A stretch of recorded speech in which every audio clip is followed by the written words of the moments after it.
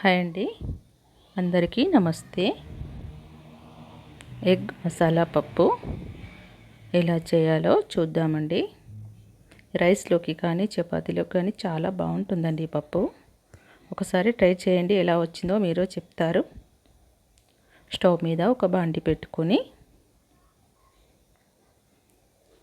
2 table స్పూన్ల oil వేసుకుందాము.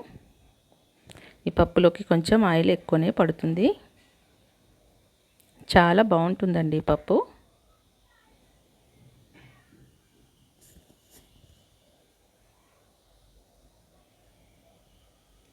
ఒక కప్పు కట్ చేసిన ఉల్లిపాయలు, క్వాంటిటీ ఒక 3 అనుకోండి. మనం కర్రీ ఎంత వండుకుంటే దాన్ని బట్టి మనం వేసుకోవాలి. నేను మ్యాక్సిమం చెప్తున్నాను క్వాంటిటీ. ఈ విధంగా బ్రౌన్ కలర్లో వచ్చేంత వరకు వేయించి మనం ఇందులోకి ఓన్లీ వెల్లుల్లి వేయాలి. పప్పులోకి వెల్లుల్లి బాగుంటుందండి.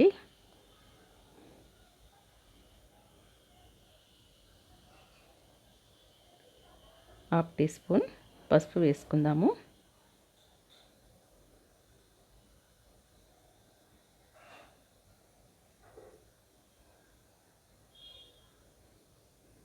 పెసరపప్పు అండి, ఇది 1 కప్పు.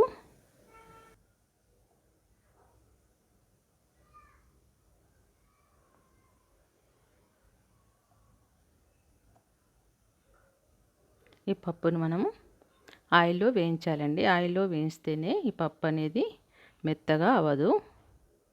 కొంచెం పొడి పొడిగా ఉంటేనే ఈ పప్పు చాలా టేస్టీగా ఉంటుందండి. 1 టేబుల్ స్పూన్ కారం వేసాను.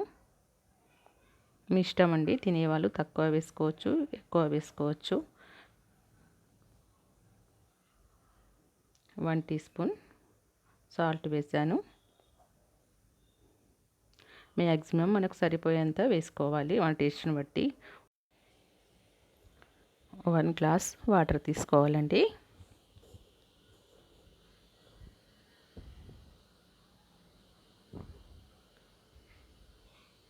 కొంచెం లైట్గా గ్రేవీ రావాలి కర్రీ. మనకు అవసరాన్ని బట్టి వాటర్ తీసుకోవాలి.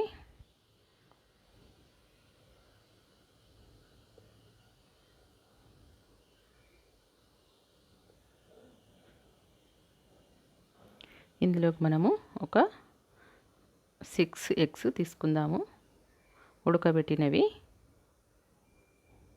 కొంచెం కట్ చేసి వేస్తే ఎగ్ అనేది చాలా టేస్టీగా ఉంటుందండి. నాకు మాత్రం ఫేవరెట్ అండి ఈ పప్పు. కంపల్సరీ 1 వీక్ ఒకసారి చేస్తాను.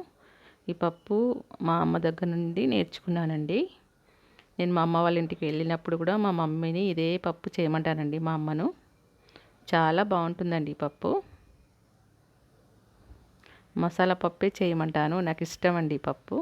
మీకు ఎలా నచ్చుతుందో నచ్చలేదో అనేది నాకు కామెంట్ బాక్స్లో కంపల్సరీ తెలపండి. పర్వాలేదు, నచ్చినా నచ్చకున్నా కంపల్సరీ నాకు కామెంట్ బాక్స్లో తెలపగలరు. నాకు మాత్రం ఫేవరెట్ పప్పు. కొంచెం 1 టీ స్పూన్ కొబ్బరి పొడి వేసుకుందాము. కొబ్బరి పొడితో టేస్ట్ అనేది కూడా బాగుంటుంది.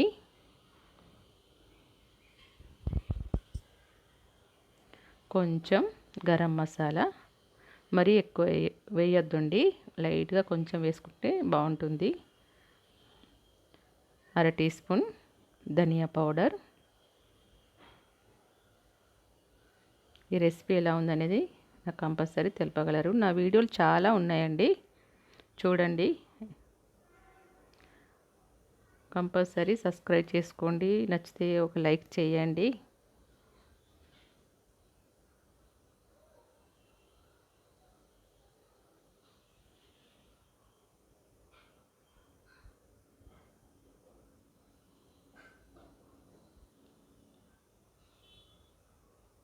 మ్యాక్సిమం పప్పు అవ్వడానికి వచ్చేసిందండి. ఈ విధంగా రావాలి. కొంచెం గ్రేవీగానే వస్తే బాగుంటుంది. మరీ టైట్గా అయినా బాగుండదండి. ఈ విధంగానే ఉండాలి పప్పు. చాలా బాగుంటుందండి. కొత్తిమీర వేసి స్టవ్ కట్టేసుకుందాము. ఎలా వచ్చిందో ఈ రెసిపీ నాకు కామెంట్ బాక్స్లో తెలుపగలరు. నెక్స్ట్ వీడియోలో కలుద్దామండి. బాయ్.